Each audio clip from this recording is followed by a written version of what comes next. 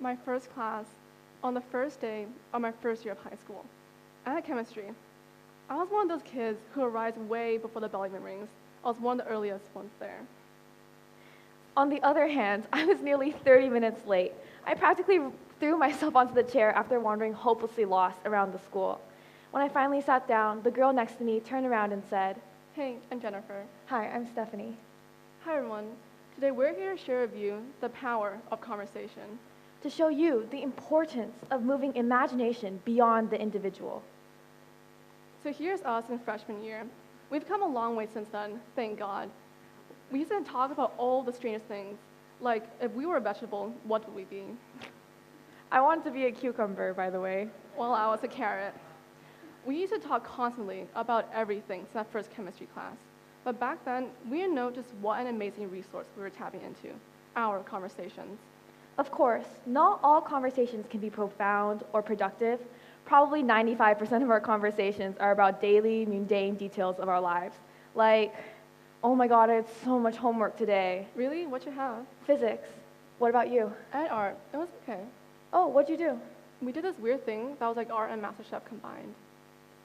But sometimes, in these conversations, we will stumble upon odd bits of inspiration, little details that will soon spiral into big ideas that we never could have imagined in the first place.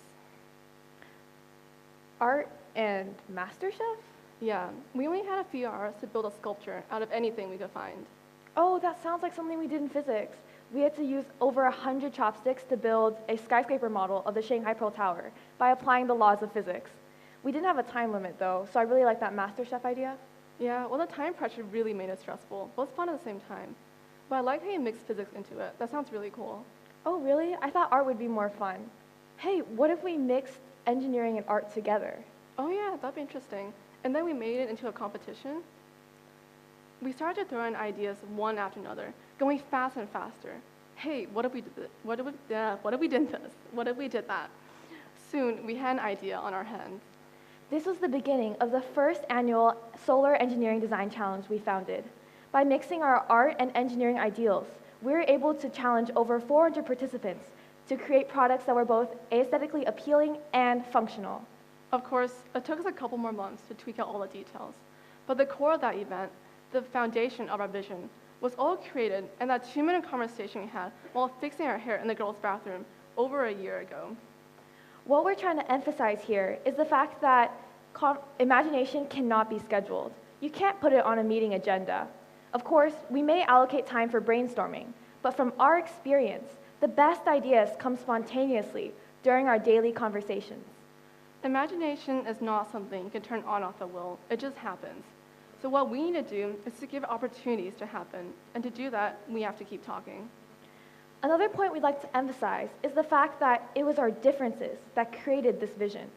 While I was in art, and I was in engineering, without these differences, we never could have made the connections that we did. I could not have thought up the Engineering Design Challenge solely through my engineering experience. And I never would have connected what I did in art to engineering if she hadn't brought that physics project. So let's move imagination beyond the individual. Out of our own heads into the spaces between us.